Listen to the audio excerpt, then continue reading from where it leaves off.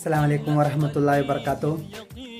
പ്രിയപ്പെട്ടവരെ, പരിശുദ്ധമാക്കപ്പെട്ട പൊരുഷേറിയ സുന്ദര രാവിലാണ് നമ്മൾ നിലകൊള്ളുന്നത്. ലൈലത്തുൽ ബറാഅത്തിന്റെ രാവ്, വിശുദ്ധ ഖുർആനിൽ വിശേഷിപ്പിക്കപ്പെട്ടത് ലൈലത്തുൽ മുബാറക്ക, ഒരുപാട് ബർക്കത്തുകൾ കോരിച്ചൊരിയുന്ന പവിത്രമായ പുണ്യമാക്കപ്പെട്ട ബറാഅത്ത് രാവിലാണ് നമ്മൾ നിലകൊള്ളുന്നത്. അതിനാൽ തന്നെ ഈ ഒരു രാവിലെ പ്രധാനമായിട്ടും എനിക്ക് നിങ്ങളെ ഓർമ്മപ്പെടുത്താനുള്ളത് 3 യാസീൻ സൂറത്ത് പാരായണത്തിനെ കുറിച്ചാണ്. അതിൽ നമ്മൾ ഒന്നാമത്തെ യാസീൻ സൂറത്ത് പാരായണം ചെയ്യുമ്പോൾ നമ്മൾ നിയ്യത്ത് കരുതേണ്ടത് തനിക്കും തൻ്റെ പ്രിയപ്പെട്ടവർക്കും ആഫിയത്തോടുള്ള ദീർഘായുസ്സോടു കൂടി ഈ ദുനിയാവിൽ ജീവിക്കാൻ വേണ്ടിയിട്ടുള്ള അവസരം നൽകണേ എന്നതിനെക്കുറിച്ച്, അതിനു വേണ്ടിയിട്ടാണ് നമ്മൾ യാസീൻ പാരായണം ചെയ്യേണ്ടത്.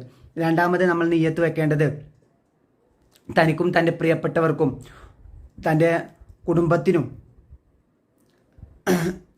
ഉപജീവന മാർഗത്തിൽ ബർക്കത്തുണ്ടാവാൻ വേണ്ടിയിട്ടാണ് നമ്മൾ രണ്ടാമത്തെ നിയ്യത്ത് കരുതേണ്ടത്.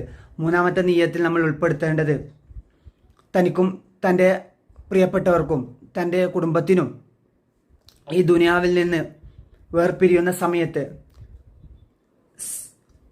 ഈമാൻ സലാമത്തായിട്ട് മരണപ്പെടാൻ വേണ്ടിയിട്ട്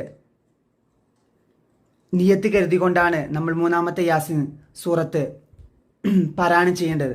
പിന്നെ നമ്മൾ പ്രത്യേകം ശ്രദ്ധിക്കേണ്ട കാര്യം, യാസീൻ സൂറത്ത് ഓതുന്നതിൻ്റെ ഇടയിൽ നമ്മൾ അജ്നബിയായിട്ടുള്ള ദുന്യവിയായിട്ടുള്ള സംസാരങ്ങളെല്ലാം പരമാവധി നമ്മൾ ഒഴിവാക്കുകയും, അതുപോലെ തന്നെ ഖുർആൻ നമ്മൾ കണ്ട് നോക്കി ഓതാൻ വേണ്ടി ശ്രമിക്കണം. മൊബൈലിൽ നോക്കാതെ നമ്മൾ പരിശുദ്ധ ഖുർആൻ എടുത്തു വെച്ചുകൊണ്ട് ഓതാൻ വേണ്ടി ശ്രമിക്കണം. കാരണം അതിന് നമ്മൾ നോക്കി ഓതുന്നതിലും പിന്നെ നമ്മൾ അത് ചുമക്കുന്നതിലും ചുംബിക്കുന്നതിലുമെല്ലാം അല്ലാഹു സുബ്ഹാനഹു വ തആല കോടാനുകോടി നന്മകളാണ് നമുക്ക് നൽകുന്നത്. അതിനാൽ തന്നെ പരിശുദ്ധ ഖുർആൻ നമ്മൾ നോക്കി കണ്ട് ഓതാൻ വേണ്ടി ശ്രമിക്കണം എന്നാണ് ഈ അവസരത്തിൽ പറയാനുള്ളത്. നാഥൻ നമുക്ക് തൗഫീക്ക് നൽകുമാറാകട്ടെ. ആമീൻ യാ റബ്ബൽ ആലമീൻ.